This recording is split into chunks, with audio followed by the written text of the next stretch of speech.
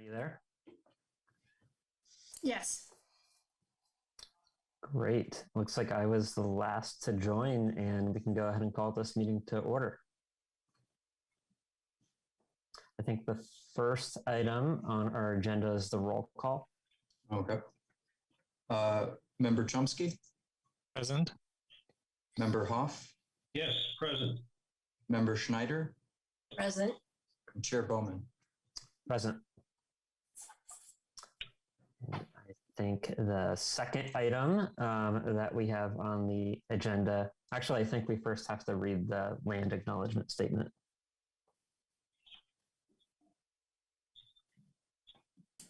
Yes, one of your, either chair, you can read it, or one of the member would like to read it. Sure, I have it. So the city of Albany recognizes that we occupied the land originally protected by the Confederate villages of Lisjon. We acknowledge the genocide that took place on these lands and must make strides to repay the moral debt that is owed to this indigenous people, specifically the Ohlone tribe. We thank them for their contributions, which have transformed our community and will continue to bring forth growth and unity. The city of Albany commits to sustaining ongoing relationships with the tribe and together build a better future for all that now make this their home. The second item on the agenda is the approval of minutes. Do I hear a motion for approval? This is from January. I move to approve. I have one suggestion for the minutes. I believe at one place it refers to member Gary, which I think meant to be member Gray. But it's especially confusing because there's a city council member named Gary. So actually, right, it's in the item number 1, members absent, member Gary. Yes, you're correct. Apologies for that. We'll correct that. Great. With that correction, I move to approve the minutes. Oh, wait, member Schneider already moved to approve the minutes. So with that moving to approve as amended. I'll second. Right. Member Chomsky? Yes. Member Hoff? Yes. Member Schneider? Yes. And Chair Bowman? Yes. So motion passes. Next item on our agenda is staff and committee member announcements. Are there any staff and committee member announcements? Yes, please all welcome the new member Hoff. He was appointed this week. He swore on his oath today. Hello. Thank you for joining us. Yeah, well, I submitted my application about 1.5 years ago, and then just heard about a few days ago. But I certainly have wanted to help some community with. I'm a long-term Albany resident, and I thought it was about time I help try to do something positive for the community. So here I am, and that's about it. Should we do some introductions here so we can get to know each other a little bit better? Yeah, that would be nice for me. So I can go first. My name is Kyle Bowman, and I have been a resident of Albany for just over 1.5 years now. I live in the Dartmouth neighborhood of Albany. I have been in the Bay Area for several years, probably about 6 years total. I went to grad school at Berkeley for my MBA, and that's the reason I moved out here. But I'm originally from the Midwest, and I work in the healthcare and biotech industry. I will pass it to Member Schneider. I'm Lisa Schneider. I have been an Albany resident for I think about 26 years now. And I came out to California also for graduate school, to a rival school. So we won't get into that. And I also work kind of broadly speaking in healthcare, and I work in compliance for healthcare insurance. And I'm also a recovering lawyer.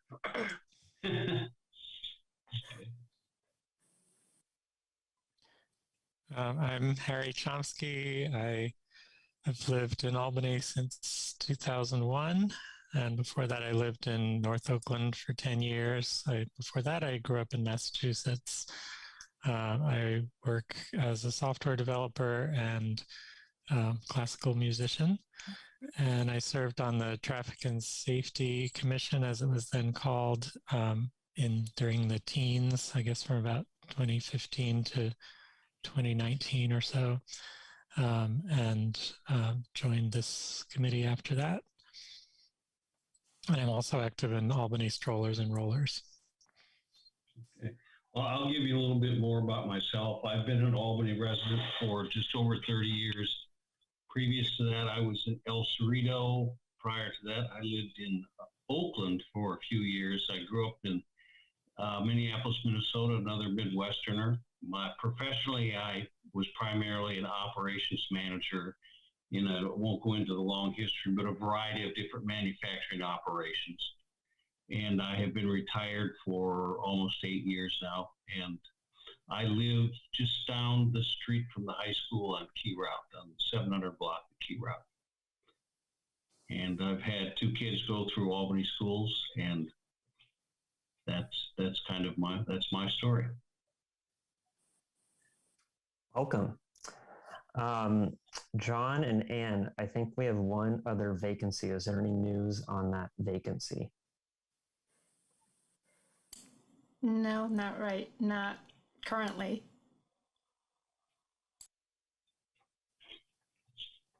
Gotcha. Just thought I'd check.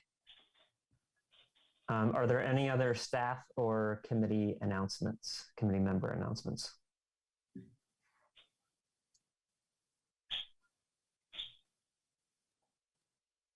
Not hearing anything else, I think we can move to public comment. Is there anyone from the public that wishes to comment? Doesn't look like there's anybody. And presentations, I don't think we have anything. So the two items, I'm moving on to agenda item number 6. It was discussing possible action on the 2 matters that we've been tasked with. And for your background, Member Hoff, those are a consideration, basically evaluating the merits as to whether or not the city should lower the voting age for at least school board elections. It could be school board and city council member elections, or school board to city council member and all local elections to 16 and 17 years old. And if we made that recommendation to the council, they would have to vote to approve to put that on the ballot in November or another time. And the second item was whether or not to raise the current compensation of the city council, which I believe is $300 a month. So $3,600 a year. And then the health benefits, we found out, vary pretty drastically among various members. And that would follow the same process for approval. Any questions or clarifications from the other committee members on those? Yeah, I just wanted to clarify that the health benefits are not in the charter. So I just wanted to be really clear about that. What is in the charter is the compensation, and kind of incorporating, at least for certain purposes, the California non-charter city law around what council members should be paid. Is $300, has that been a long-standing number? I have no idea. Does anyone know? It has been there for a while under the California law for non-charter cities that we have sort of tapped into. There's a proviso where the city council may choose to raise that by, I think it's up to 5% a year. And I can't remember all the details, and I don't want to misstate anything, but the bottom line is that Albany has not done that, but it may be within their power right now to do it. I think that would ultimately be a question for the city attorney to raise it by up to 5% a year without going through a charter amendment. Councilmember, who did you say had that power or authority potentially to raise it by up to 5%? The city council. Oh, gotcha. So they could raise their own salary each year by up to 5%. I believe that is what the law enables them to do. But again, there are some nuances there, and we want to, before writing that in stone, get the opinion of the Albany attorney. And earlier, one of the member asked since when it went up to $300. It was since 2010. Thank you. Thank you. Yeah. Any other questions or clarifications on those two items?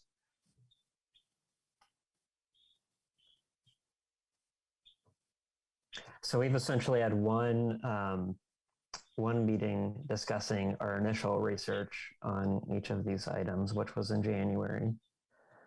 And in that, I shared some information regarding the pros and the cons, just publicly available from other municipalities and governments that have evaluated lowering the voting age, which includes a few cities in Maryland, and then both Oakland and Berkeley have passed a resolution allowing 16 and 17-year-olds to vote in the school board elections. And Berkeley was 2016 and Oakland was 2020, but neither of those have been implemented yet. From what I've found since last meeting, it seems like there's some sort of, most of the cities are having some challenges with the Alameda Registrar of Voters. So I have reached out to and connected with the attorney that works with the City of Berkeley School Board, and she's offered to set up time with me over the next month to basically debrief me on what those challenges have been, just so we have that as full context before considering whether we would want to follow suit and recommend or not recommend this to the City Council. The other update that I have on that issue is I also reached out to the school board presidents for Albany, and they said they went ahead and forwarded the concept along to the student members of the school board, and are seeking to understand if they would be interested in conducting a forum or a survey of high school students within the school district to understand if there's interest in this, or just understand what the potential concerns are around this. But we agreed to hold off on doing that until we find out what's going on in Berkeley and Oakland.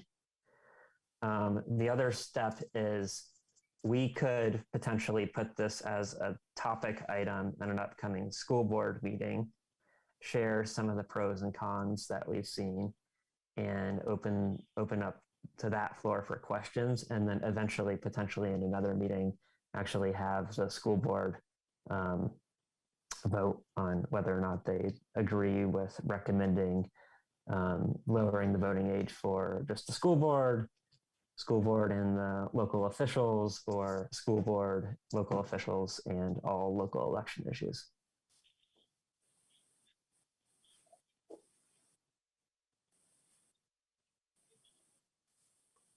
Any questions on any of that, or thoughts or reactions? proceeding down that path. That sounds very reasonable to me, and it also sounds like you've done a lot in the last few months. So this is good to hear. Yeah, I would agree. It makes a lot of sense to get input from students who are on the school board and school board. I mean, that just is a reasonable thing to do. I would agree. Yes, I agree too. One of the other pieces that we discussed last time were some of the arguments in favor of lowering the voting age, where it would just encourage enfranchisement of voters and active voting and encourage a habit of lifetime voting. And I'd reference studies that had suggested that that might be the case.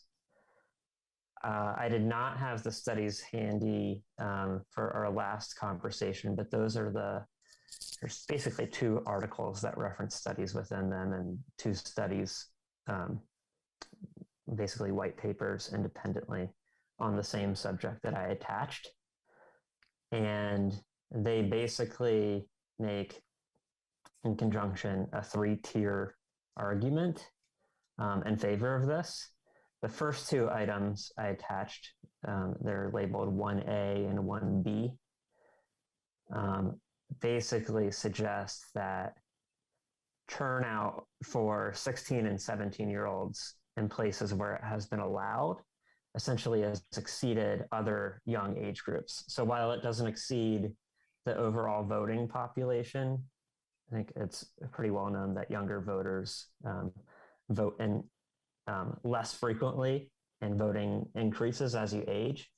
But when given the right to vote, 16 and 17-year-olds are more likely to vote than their peers in other age groups. And some of the hypotheses around that are they're still at home, they haven't uprooted, gone to college, or gone to work.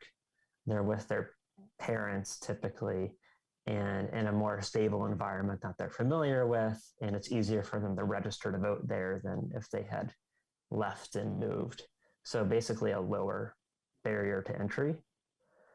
So that's what that suggests in the areas where this has been done. There's a few countries in Europe that did it, and then it looks at the counties the cities in Maryland that lowered the voting age. So that was number one. Number two was essentially when those people vote, voting in one election basically increases the probability of voting in a subsequent election by, there's a range of like 13 to 25%. So basically that goes to say they're more likely to vote to begin with, and then once they have voted, although the first time is only in the city election, they're more likely to vote a second time because they've already done it before. And then the third piece, which is the last attachment that I thought was pretty interesting, actually suggested that I think it's Denmark that has the most data on like longitudinal voting history, that the parents of voting age children at home, when those voting age children actually vote, the parents are more likely to vote too, because they go with them to the polls. So you could imagine that allowing the 16 and 17-year-olds to vote might encourage their parents to vote. So I'll pause there and just say, when I went into looking into this matter, I didn't really have a strong perspective, but the research that I did and finding the number of public officials and school boards and whatnot that have supported this, both locally, whether it's Berkeley, Oakland, Nancy Pelosi, Nancy Skinner, and others, it seemed like there were a lot of reasons why we might want to do this, and it was pretty low risk. My questions hinge on some of the operational and financial challenges that might be holding up Berkeley and Oakland. And critics also point to are those individuals at the mental capacity to vote in the first place. So any thoughts or comments from anyone else on the committee? One thought I had, and I'm sure that this will come up when you meet with the attorney, is just the issues around registration too. It's not just being able to cast a ballot, but what is involved in registering younger voters.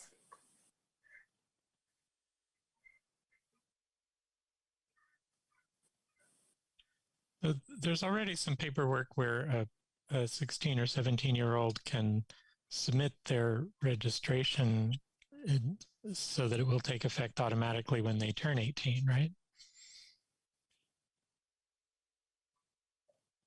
I think I've seen a document that high school students are encouraged to fill out and submit to the registrar to set themselves up to be automatically registered to vote on their 18th birthday. So I wonder if that process could just be expanded to also pre-register, to also count as registration for the sake of this youth voting. Oh, no.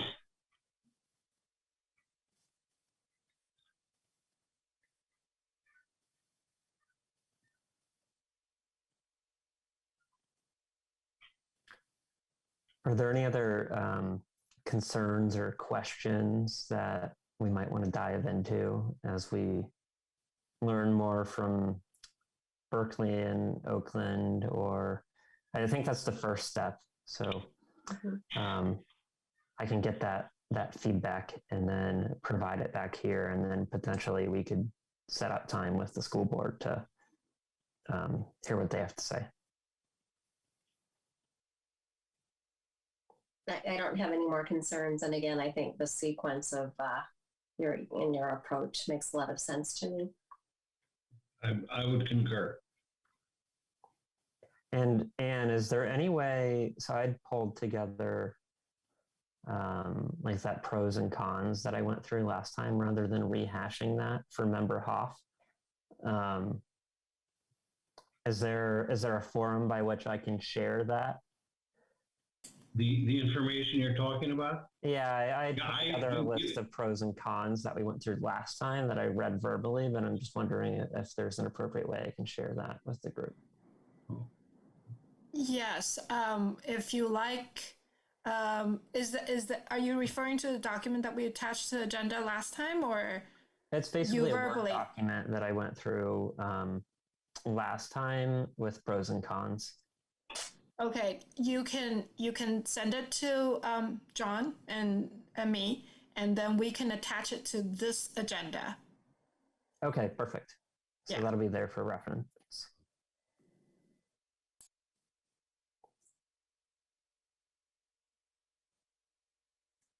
Any other thoughts or comments on the voting age issue?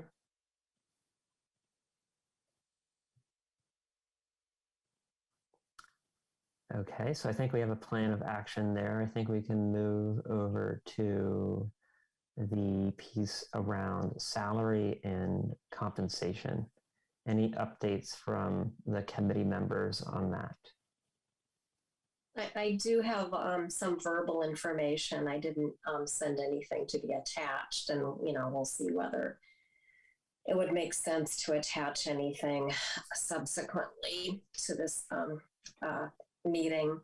But just to fill in member Hoff, I took a look. I got a data set from the state of California for city council salaries in 2020. And it included other compensation too. And I crunched it a number of different ways. I think a good thing would, I have a question for I think Anne or whoever right now. Is there a way to send member Hoff what was attached to the agenda in the last meeting? Likewise, if you send it to me, I can attach it to this agenda and it could be accessed that way. Yeah. Okay. And since it was attached to the last agenda, he has access to the Mhm. last agenda as well. Member Yeah. Hoff, it's through the same link, except you just choose different page to scroll to earlier meeting, which was on January 20th. I was just able to pull it up. Can I just share my screen? Yeah. Okay.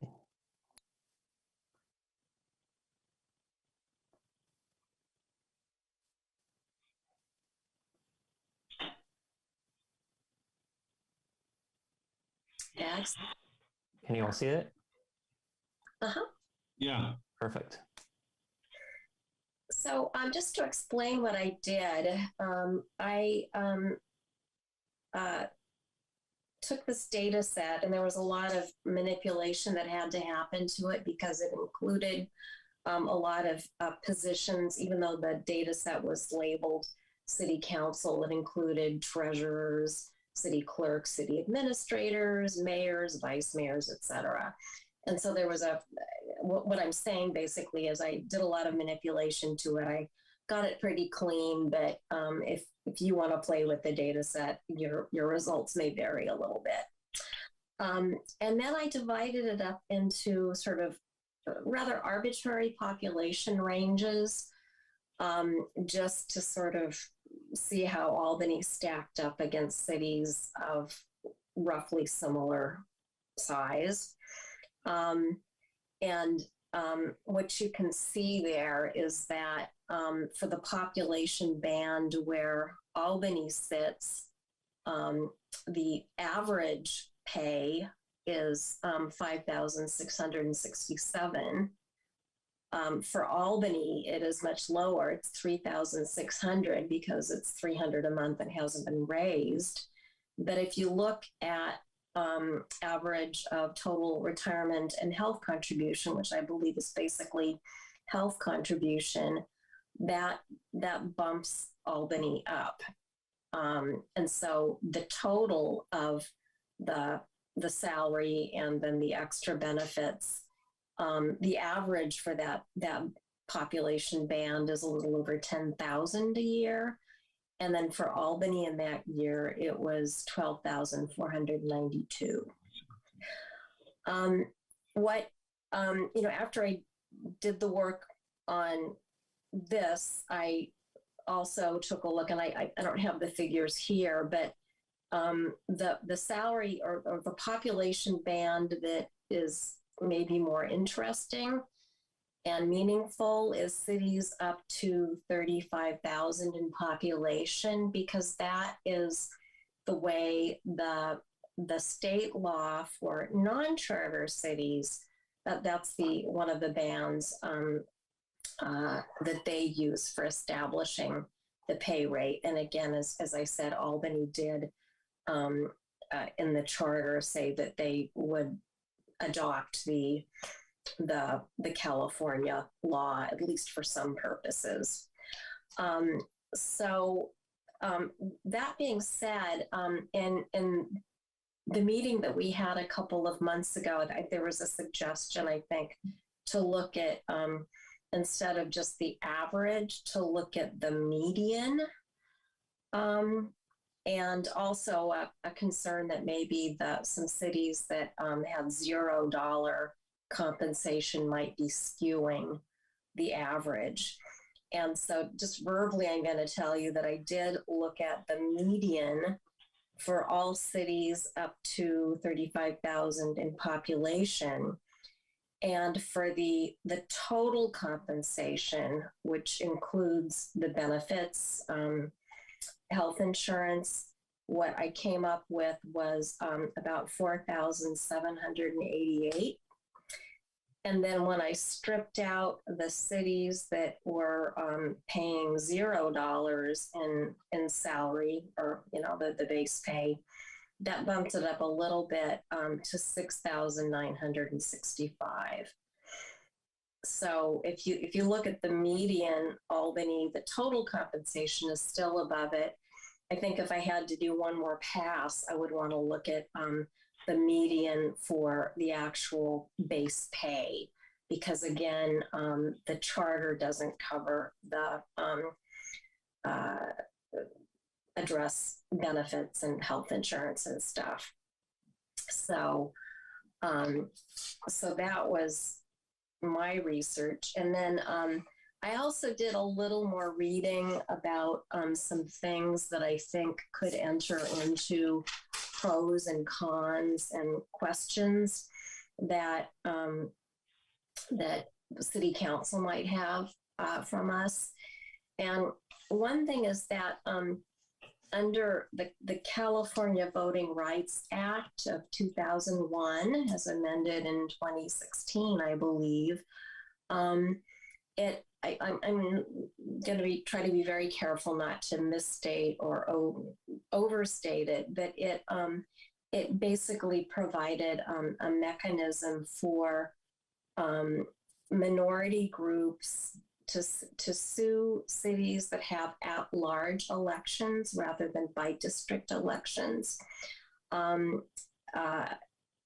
change to by district if they felt that they weren't getting, that they were being, here I'm going to have to choose my words carefully.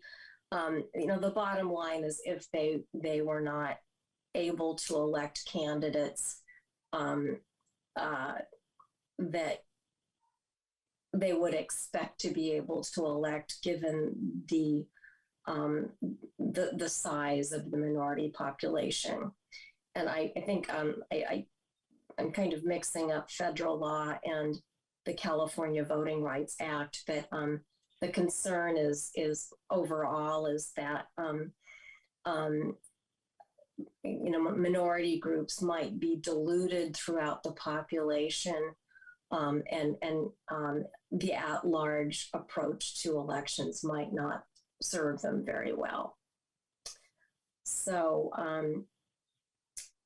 so the reason I'm saying that is that I was paying a fair amount of attention to this. I've been on the Charter Review Committee for a while, and there was a lot of discussion around that when we were discussing moving to ranked choice voting. There's just a lot of history behind that.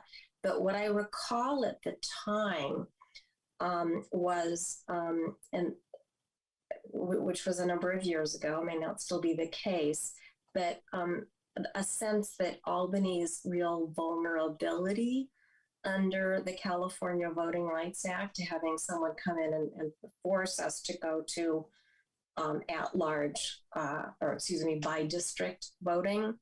The concern was that our real vulnerability was that our largest minority group at that time, Asians, Asian Americans, and I think it's still the case, that they just weren't being elected to city council in the numbers that you'd expect to see, given the size of that population. So this is sort of a preamble to what I would, if we're proposing significant differences in or increases in city council pay, if that's what we decide is the way to go, what I think the city council would want to know is how might that help us reduce our vulnerability under the California Voting Rights Act. So there may be some value in getting into demographic data, more current demographic data about the percentage of various minority groups in Albany. And then it also might be valuable to get average household or other income amounts sliced and diced by minority groups. So that was, I'm trying to think ahead about what, the questions we might, or the interests that we might encounter from the council and see, how we should shape our future research. And I know that the way we framed this initiative is not just around increasing diversity by, ethnic or other protected classes, but also income diversity. Can I clarify exactly what do we think the link is between? I understand that raising the pay may encourage people who otherwise couldn't run for office to run for office, but the link that you're making between raising the pay and the likelihood of a lawsuit, because Albany has the at-large election model. Can you clarify that link for me? Yeah, it's not a link per se. It's more, I think the city council would be interested in, do we think there's any link? Is there, with this initiative, if we were to increase the pay, might that help us reduce our vulnerability to suits under the California Voting Rights Act?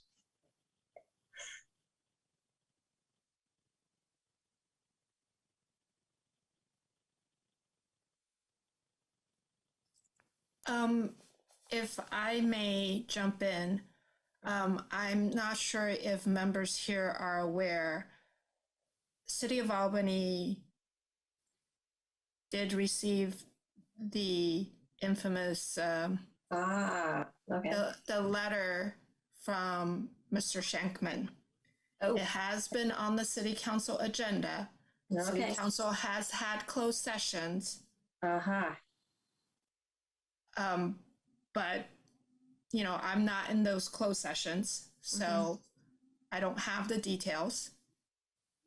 But they are being discussed, and just watch the council agenda. Yes. Okay. All right. Thank you for that. Can you clarify the letter that was received? Yeah. So the letter is from an attorney down in Southern California that sues city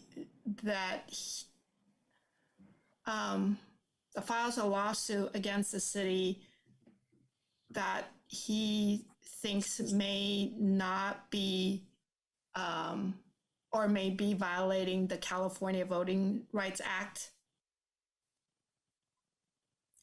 I believe the letter is attached. If you go to the city council meeting in January, I'm gonna look that up real quick. I believe it was in either the January or the February meeting.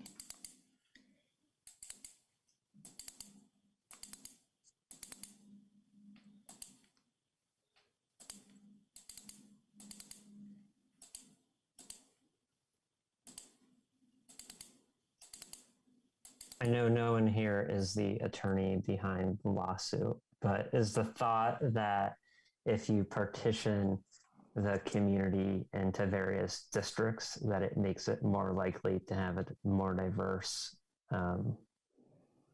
city council?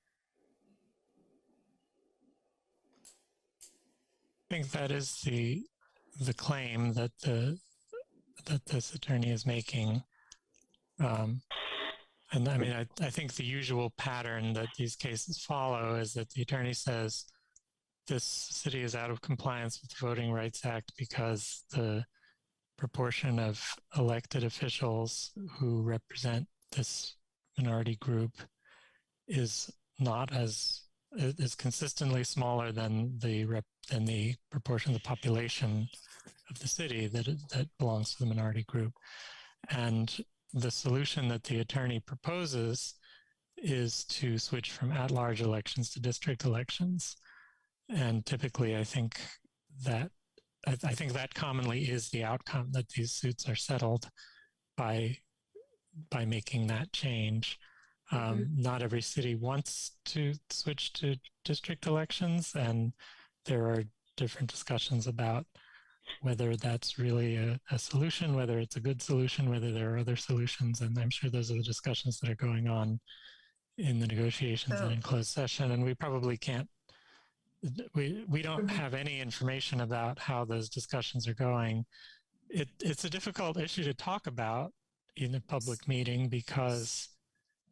So it was attached to the city council meeting of February 7th. So if you go to that meeting's agenda page and go to the city council February 7th meeting, it is attached along with city attorney's memorandum. And I'd like for us to stop at there because California Voting Rights Act is not part of the charter review work plan item, and it's not on the agenda. So I don't think we should be discussing any further on that issue. Understood. And I mean, if I could just follow up on what Member Schneider was saying, I think it's an interesting question whether the proposal we have about compensation would relate to the Voting Rights Act or not, but I think we can wait for the City Council to pose that question to us if they choose to. And if they do, then we can maybe look into it. And if they don't, then we can stop talking about it. Does that seem right? That makes sense. So I guess my broader question is what do we see are the next steps in terms of research to do around looking into increasing city council base pay? And Member Schneider, just because you shared it verbally, I want to confirm the new averages when you looked 10 to 35,000 for salary for all of them that are in that range. Medians, not average. Okay, the median was 4,700. Is that right? It was for all cities around 4,788. And again, that can be really skewed because median is you just line up all of the cities in order and then you go for the middle. So that can be very different from the average. And then the other number was? And when I pulled out the $0 cities, the median went up to 6,965. Gotcha. Mm-hmm. And that's total, includes benefits. And the cities that were included in that data set were up to population up to 35,000 or population 10 to 35,000? Population up, all cities up to 35,000 because that is the band that we were looking at. Okay. And I did something similar, taking a band of 10 to 30,000. Mm-hmm. And I chose 30,000 just because Albany, I see, is between 17,000 and 20,000. So it just made it slightly bigger than Member Schneider's previous exercise, and saw something similar. Salary median in that range was 4,300 for those cities if you exclude those that don't pay, which the hypothesis I had was those were wealthier places. And Albany was 3,600, but then we definitely fall short on the health benefits and retirement benefits, but there's a big range in our council member health benefits and retirement benefits, where I think one was 0 and another one was like 25,000. One was 10,000 and the other one was in the hundreds. So if you include the additional health wages, Albany ends up higher in like total comp, if you will. But on salary alone, we seem to be lower by quite a bit. not quite a bit, but maybe 25% to, and chair or member Schneider's analysis, maybe 50% lower. And then I also looked at other cities in the Bay Area that were in that population range. And we are like 10th of 13, 10 of 14. With some of the cities that are similar in size, but pay more were Emeryville, which had wages of 12,000, Belmont, Emeryville had 21,000. These are in decreasing order. Emeryville was 21,000. Belmont was 11,000. Half Moon Bay, 10,000. Hercules, 10,000. Benicia, 10,000. American Canyon, 9,000. Pinole, 8,000. Burlingame, 6,000. El Cerrito, 5,000. Albany then is 3,600. And then that's above Corte Madera at roughly 3,000, Larkspur at roughly 3,000, Sonoma at 2,000, and Healdsburg at 1,000. So I thought that was interesting, just looking at the Bay Area and looking at salary specifically, because as Member Schneider mentioned, the other benefits aren't in the charter.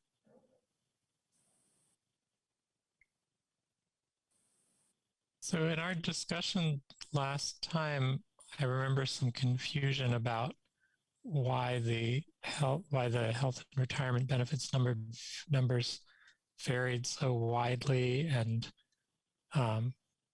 we were wondering if there was any public information about how those benefits are, like what offer is made to a city council member regarding those benefits, and how the numbers can end up being so divergent. Do we have any more information about that? I don't have any more information, but I wonder if it's really off topic, because again, it's not in the charter. Well, what I remember discussing last time was that Albany seems to spend a lot of its city budget, comparatively speaking, on this compensation, but maybe the way that that budget is being spent is not as useful to council members, and particularly to potential low-income council members who are trying to recruit through this initiative. As from a fiscally responsible point of view, if we tried to reallocate this spending without necessarily increasing the spending, to reallocate by making higher base wages and a less generous health and retirement package, then it might be possible to get better equity and better kind of to achieve the goals of this initiative without necessarily spending more city money. Yeah. Well, maybe that sort of falls into the category of, even though it's not in the charter, it's sort of a thought about a way to fund a richer base salary.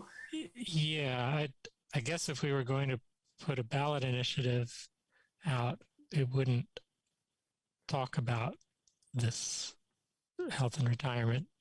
Even if our thought was, if the city council decided that what they wanted to do was reduce the health and retirement benefit and increase the base wages, that might not be what the ballot initiative would say, because it might be that the ballot initiative wouldn't be able to talk about the health and retirement benefits.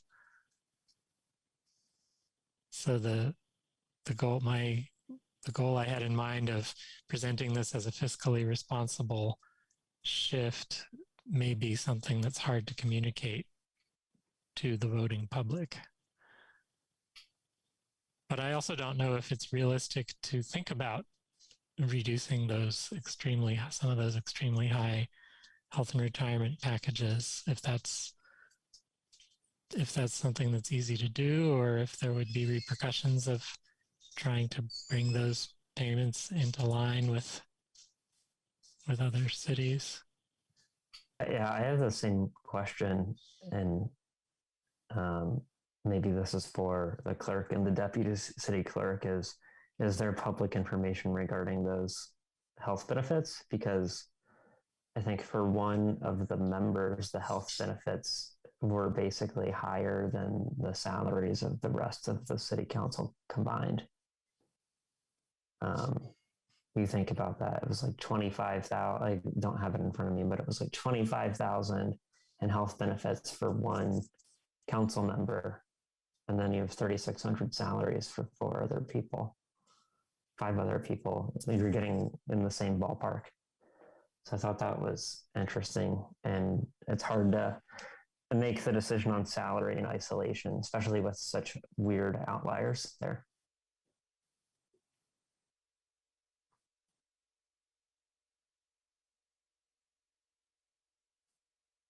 So And do you have, I go ahead. I probably would need further clarification from our finance director, but I know that she had mentioned to me based from the last meeting when I checked with her, the reason for the discrepancy is one reason is CalPERS enrollment. I guess due to PERS law, some council member qualify for enrollment while others do not. And then also the council benefit package allow members to enroll in the city's health and dental plan. And some choose to enroll and some do not choose to enroll if they already have current health or dental coverage by their current job.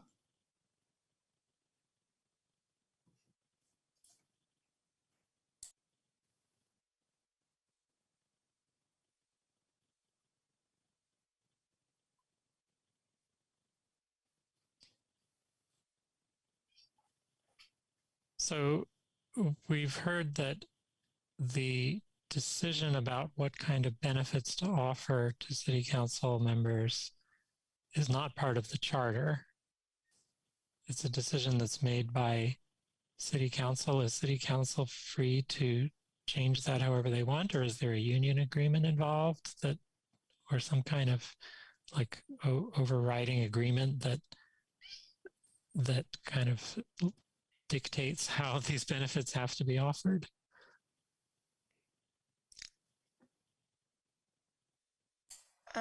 Like I said, I would have to check with the finance director. She's also finance and administrative services director, and also the city attorney. What I know is a few years back, council did sunset the policy where they get in lieu payment if they don't choose to enroll in benefits.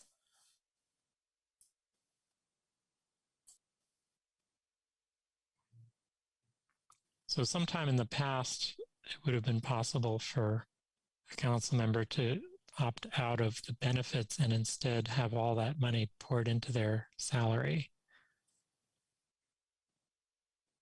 Is that what you're referring to?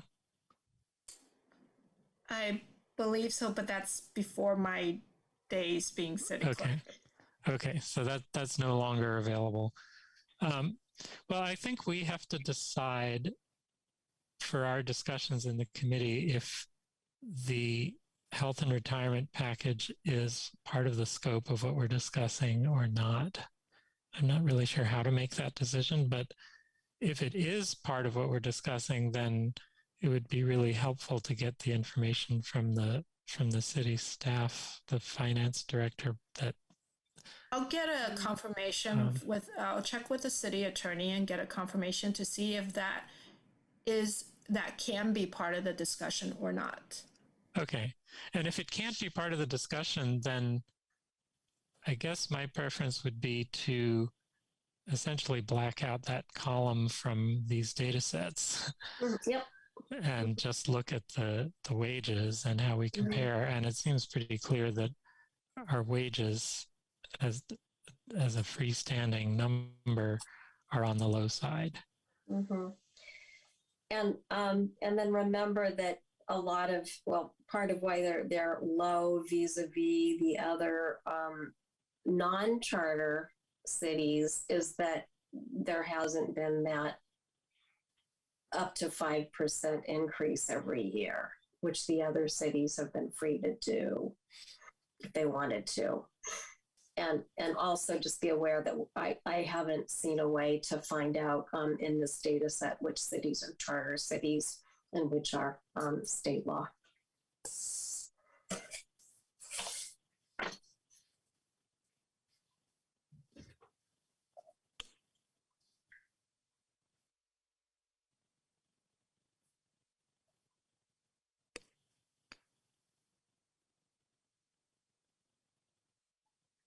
So is the next step to wait for a report from the city clerk at our next meeting about whether these health and retirement benefits are part of the scope of our discussion or not? I will check, and if when I find out whether it's yes or no, I will let all the members know by an email, just so that you know whether it could be discussed or it cannot be discussed. Okay. If the answer is yes, is it possible for you to obtain more information for us before the next meeting, or do we have to wait to come to the next meeting? The information part would have to wait for the meeting or the agenda packet. Okay, but if you find information, you could include it in the packet. Right, I can in the packet for the May meeting. Okay, that would be very helpful. And again, if the answer is no, that we shouldn't be discussing it, then no information. I would also be curious about the city attorney's opinion about whether the city council could, if they chose to, without a charter amendment, start increasing the city council base pay by up to 5% every year for a certain period, and then it would catch up to the other state law cities in X years. I'm not sure how soon. Would it really catch up? I mean, if they're all increasing annually by 5% as well, then it's up to 5%. And so yeah. So there's a possibility we could slowly catch up if we went. To clarify, Albany, we believe, can increase its own salaries by up to 5%. That would be a question for the city attorney. The state law that Albany has to some extent incorporated into the charter does give city councils the ability to, I think it's past regulations or something like that to increase, to give annual increases under certain circumstances. So it's really kind of the question is, can Albany follow state law regarding annual increases that it can do without having to change the charter? And if so, could it go up to 5% a year for however long it chose to? Or are there some other constraints on what the ceiling would be? Anne and John, can we ask that question to the city attorney? Yes, but the one clarification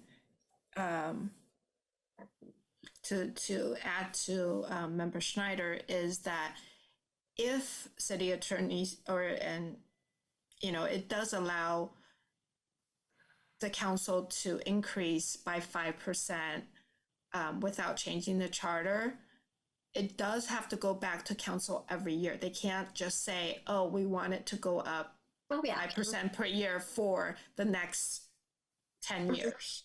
Yeah, understood. Yep.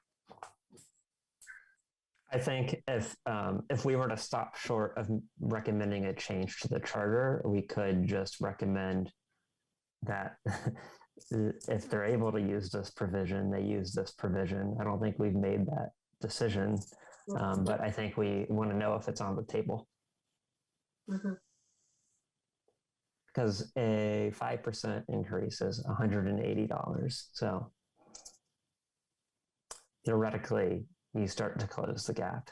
But if we wanted to more quickly close the gap or bring it to the median or bring it to some of these other Bay Area cities that I referenced, like Emeryville and El Cerrito,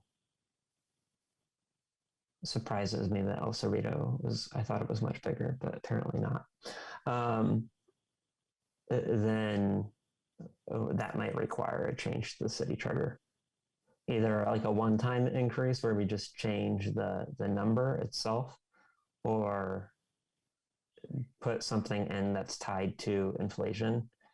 So I saw that the city of Oakland has a provision. I think it was in the city charter, but it allowed for a commission to raise the pay, I believe, up to 2% a year or 3% a year, depending on the CPIU. You can look back for that, but there was precedent for like tying it to inflation in some way, and they potentially putting a cap.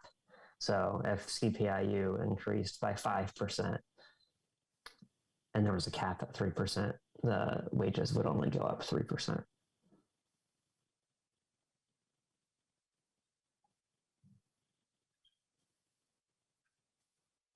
Do we know of any research into whether a change in city council compensation would achieve our goal? If our goal is to make city council membership more appealing and more available to a diverse group of possible candidates, is this just speculation that a higher pay would help recruit lower income candidates, or That's a terrific question.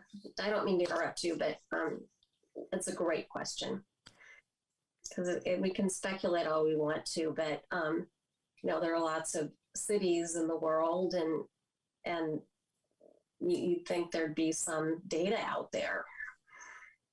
I would ask if that, I think that is certainly one of our goals. Is that, I'm trying to remember back, is that the only goal that we set forth in considering this item? Or might we also do it just to ensure that those who are sacrificing time or putting in the time to serve on the committee are adequately compensated for that time, especially compared to their peer set, just to encourage general participation and continued participation?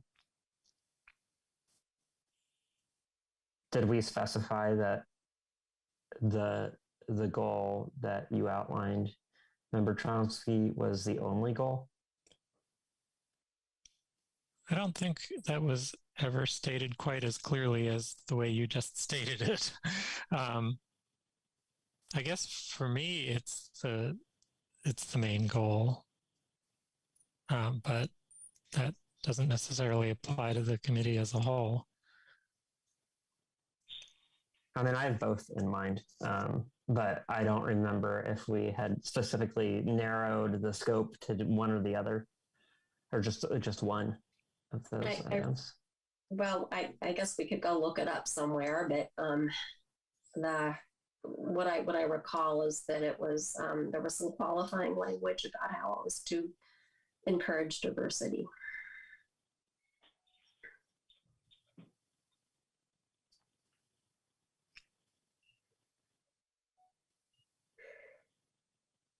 So I think, yeah, answering that question could be one next step that we have before the meeting in May, see if there's any evidence that increasing pay does increase diversity.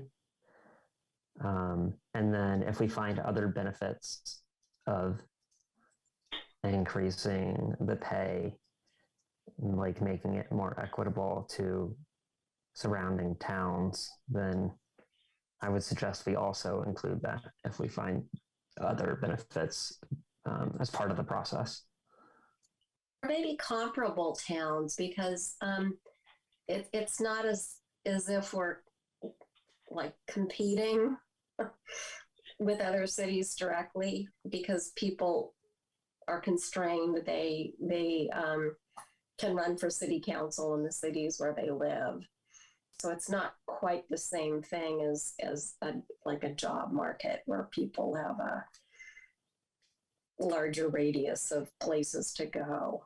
But I think, if there was a way to find comparable data on other charter cities, or cities with, we've already looked at cities that are comparable by size. I don't know, cities with comparable average household incomes, that could be interesting. I'm not saying that it's a bad thing to look at nearby cities, but again, we're not competing, because we. Yeah, no, I agree that Right. people aren't jumping from town to town to run for the council. Yeah.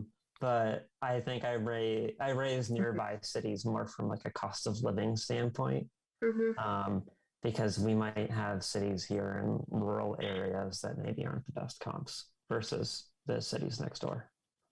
Gotcha. Yeah, when I think about it from a pure policy standpoint, it seems like we should figure out what the right compensation is and advocate for that, rather than saying that we should match our neighbors. Because who's to say that the way the neighbors are doing it is promoting equity, or promoting, if it's really the ideal way to achieve the goals we have about diversity.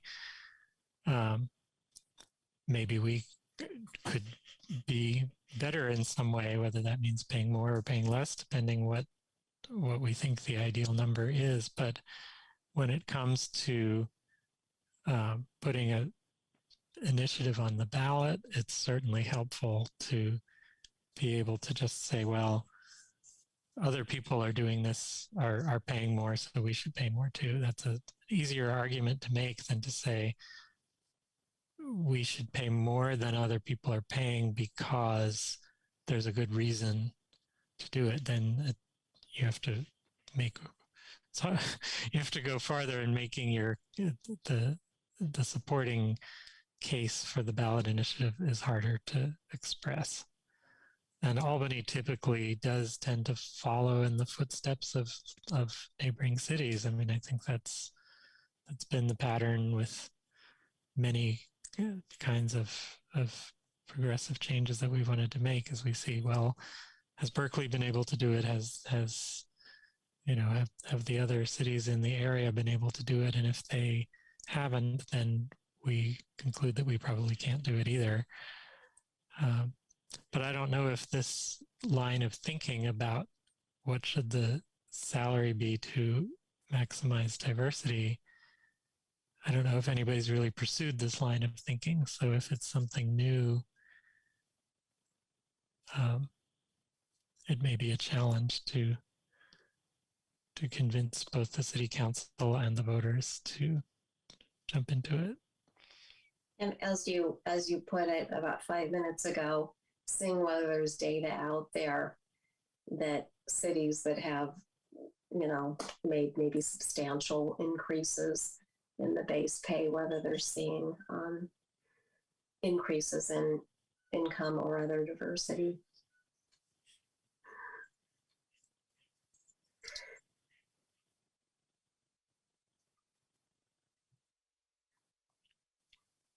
Any other comments on this item?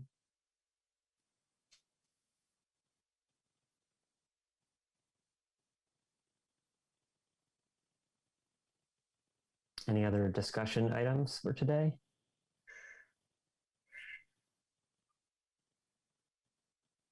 Otherwise, it sounds like we had some next steps For the first item, just to recap, it was essentially I'll have the follow-up call with the lawyer working with the Berkeley School Board to understand the status of that, and the initiative in Oakland to understand where they are with the county, and then report back on that, and then we could potentially bring this to a school board meeting to facilitate discussion, as well as the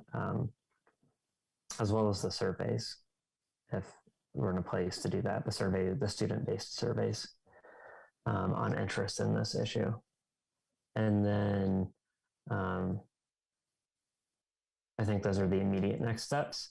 And then on the other issue, it sounded like the clerks were to ask the attorney for clarification on if the city can raise their compensation by up to 5% a year. The city council can raise the compensation by up to 5% a year. And we were looking for additional data on the health benefits and retirement benefits that were offered if we clarify they are indeed in scope as part of this conversation with the city attorney. And then for the council members, it was to look to see if we had any data suggesting that increasing the pay for council members actually resulted in increased diversity. Is there anything else that I missed there? A really small thing, but I can certainly redo the medians by base pay. Great.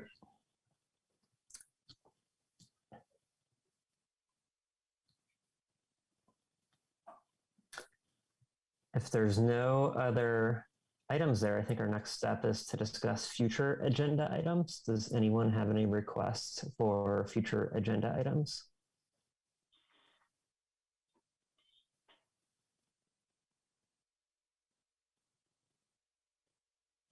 I mean, I would propose that it's simply revisiting the next steps on those two items that I just outlined, and we could reconvene on those specifically. I did have one question for the clerks, which was, is there, if we do recommend putting something on the ballot, let's say in November, is there a deadline that we have to act before to make that decision? It's not a deadline for the committee to act on. The council would need to act on it by their second meeting in July. The council's second meeting in July. Correct. Which might be right around or close to 2 meetings from now for us, if we meet in May and July. So if we made a recommendation in our July meeting, it seems highly unlikely that the council would be able to act on it in time for the 2022 election. Correct. If we made a recommendation in our May meeting, is it feasible that the council would act on it for 2022, or are we more realistically thinking about 2024 at this point?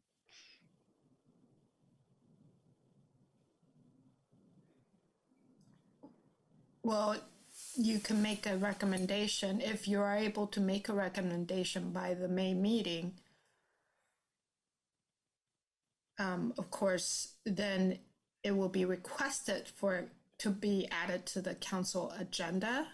But bear in mind, it may or may not be the immediate next meeting of council.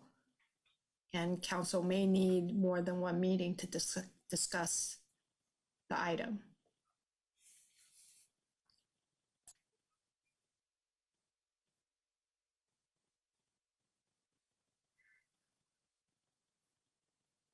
So sounds like there might be a little bit of urgency if we did want to do something in 2022 to have more information in May to make a recommendation.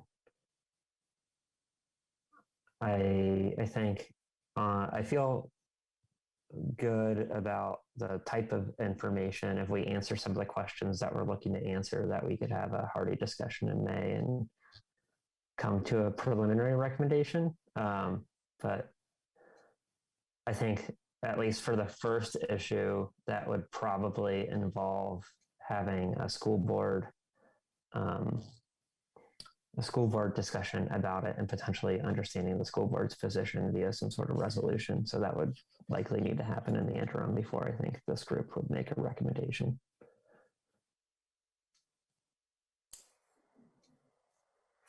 And just so the committee member is aware, the format that the advisory body sends recommendation to city council usually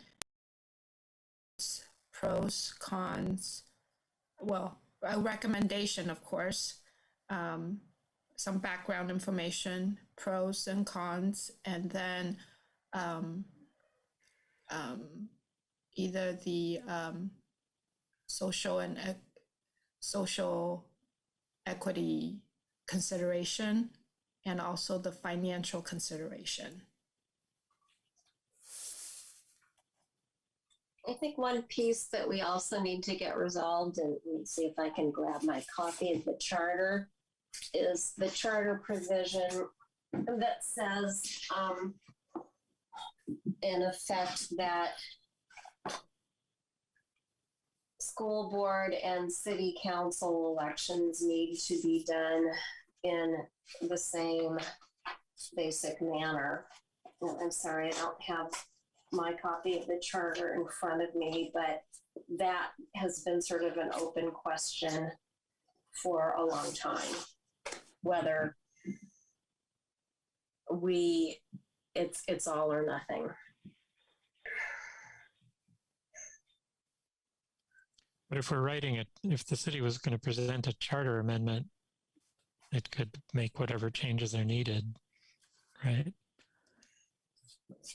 I mean, Well, if the decision was to promote the idea of changing the rules for school board elections, but not for city council and ballot elections, then we could simply write the initiative to say that, and wouldn't that override the rule you just referred to? well, as I recall, it was more complicated than that, and I'm my apologies for speaking from memory, but changing part of the, as I recall, it's not that simple. So and if you were to just wipe out the provision that said that the school board elections and the city council or the city election should be conducted in the same, basic manner, that could have some repercussions for other things. And as it might have, something, I'm just speaking from memory of like 8 years ago, but it could have repercussions for the terms that existing members are serving. So I think we'd want to just not make any assumptions now that we can change that language without probably conferring with the city attorney to find out what the ramifications would be.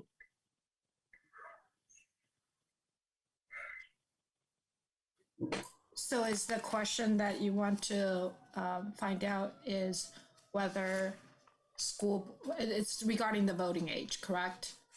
Yeah, can we do this just for the school board and not for for city elections, city council elections, without changing the provision in the charter that says that school board elections shall be conducted in the same, basic manner as city elections.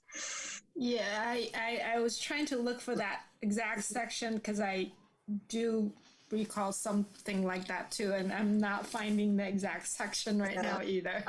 I'm sorry about that. I should have had my copy of the charter out ready to go, and I do not.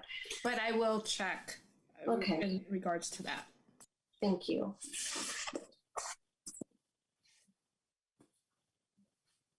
So if we add that to the next steps, another question I have is, to what degree, maybe this goes back to the Brown Act that we learned about and trained. If the school board, for instance, I think they meet more frequently than we do. If the school board was able to take up this issue, could we encourage attendance among this group in between now and May? And is there a way to communicate that? Do we need to, like, if I'm in contact with the school board and John, do I communicate through you and suggest there's an upcoming school board meeting, and member Schneider, Chomsky, and Hoff could join if they were available? Is that the best way to go about that? Yes. Okay. So I would propose that, and then in May, could we put on the agenda potentially review potential recommendations on these issues if we're able to get to that point, but understanding that we may not be ready?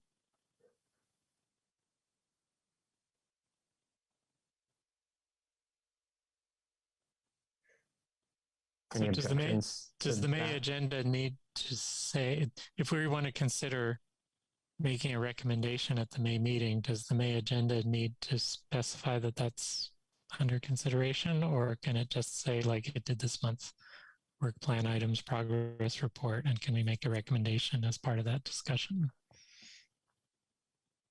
I was just trying to be more specific to highlight the urgency of, if we did want to do something sooner versus later, then actually spell it out, consider a recommendation would be on the agenda, especially because if we think about the salary implications here, not acting on it in 2022 and potentially putting it off until 2023 and 2024 makes the issue worse, especially if there's inflation. It makes it even less appealing for the candidates that we're trying to attract to run for office. Well, I guess it seems to me if we're thinking about working through the automatic, the 5% increases that we hope can be enacted without a charter amendment, then that can be started at any time. It doesn't have to start in an election year. And if we're talking about a charter amendment, then we can just catch up to whatever number we think we should be at. So I guess it doesn't seem likely to me that we will be making a recommendation about that in May, and I'm not sure I see the urgency of trying to do that in May, of trying to get that on the ballot this year.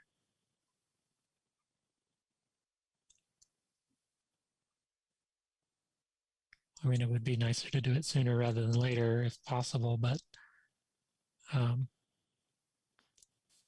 guess my gut feeling is that the voting age initiative seems like our discussion on that is farther along, and we know our next steps more clearly, and I can imagine us being ready to make a recommendation about that in May. It's harder for me to envision us doing that with the city council compensation idea. Does it? No, that makes sense, and I'm not adamant that the language needs to say consider a recommendation, but it can say work plan items. But to the committee, I would suggest we consider what information we have then, knowing the timelines if we wanted to do something this year, and otherwise the consequences of waiting till longer, especially if the 5% isn't on the table. And to help clarify for me, obviously this is all new for me. To change the compensation requires that it goes on the ballot. That is not something city council can just do. Any charter amendment needs to go on the ballot. So we're talking about two different ways of possibly raising the compensation. One is for the city council to enact the 5% increase, annual increases that it may be able to execute without a charter amendment. And so that does not have to be tied to an election year and a ballot initiative. Okay.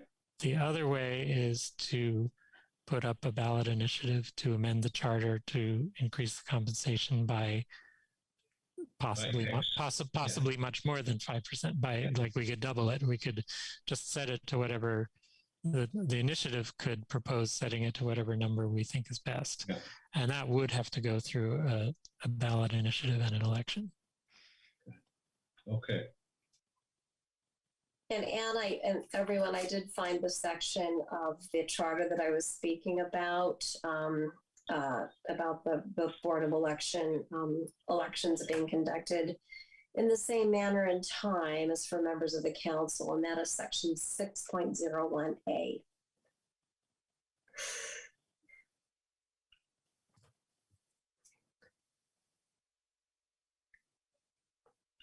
Great. So I would propose we make the language review work plan items, progress report, committee members report on progress for work plan items, and evaluate if they can make any recommendations. And the answer may be no. That sounds good. Information.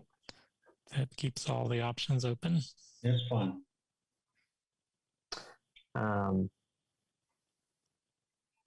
Any objections to that? Nope. No. Okay. Any other future agenda items? Otherwise, looks like our next meeting is Thursday, May 19th at 7 p.m. And do I hear a motion to adjourn? A motion to adjourn is not necessary, but I do want to give you guys a heads up that the next meeting, depending on the situation with the state of emergency and the governor's declaration in regards to public meetings, it may return back to in person. Oh. That means it may be held in the council chambers, with all members of the body need to be in person.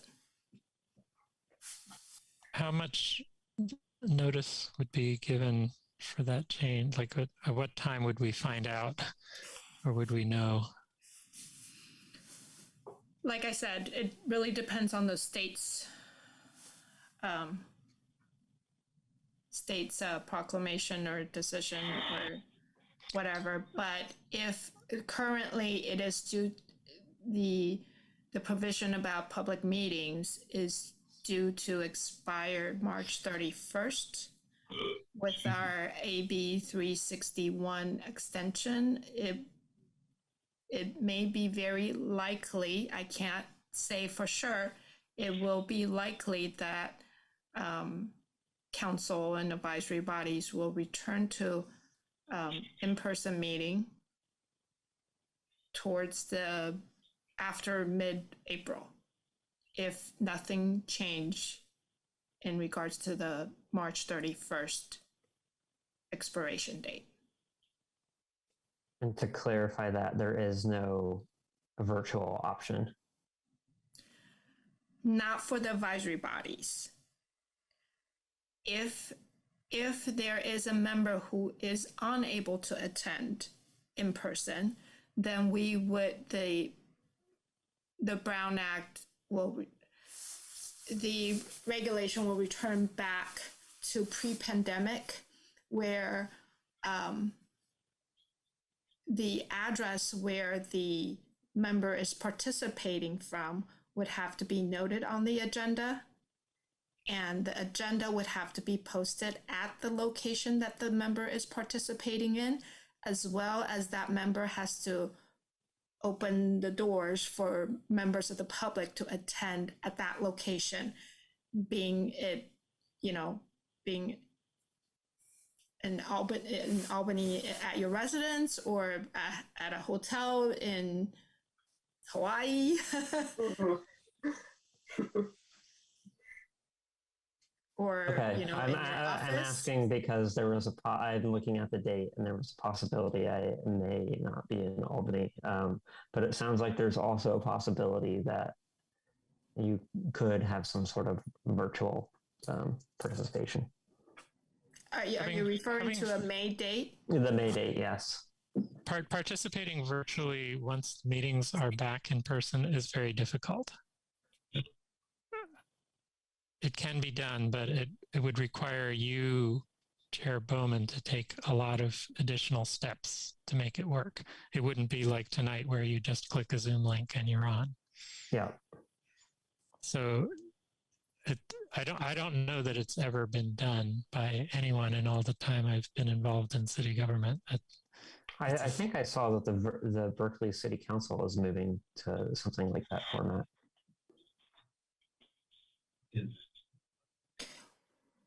Is it possible to change the date of the meeting, or is that written in stone? This is all new to me. If someone was going to be absent, but everybody else could make a week later? Yes, of course, there are times when meeting dates are changed, but that also is involved with what evenings are available for meetings. Currently, we have so many advisory body meetings and things that pretty much almost every single evening, Monday through Thursday, is occupied by an advisory body already. Okay. Got it. Maybe we cross this bridge when we get closer to it and have more information. Yeah, so by mid-April, we'll likely know if the meetings are back to being in person. Do you think you will know about your availability for May 19th by mid-April? Yes, I should, but that would also affect my decision on whether or not to go. You'd skip your trip to Hawaii to participate? It was to Ohio, very different places. A little bit different. But okay, I don't have any other questions about that. I guess the clerks can keep us updated on what the status is, and we can go from there. Yes. If there's no other items, then I suppose we can adjourn.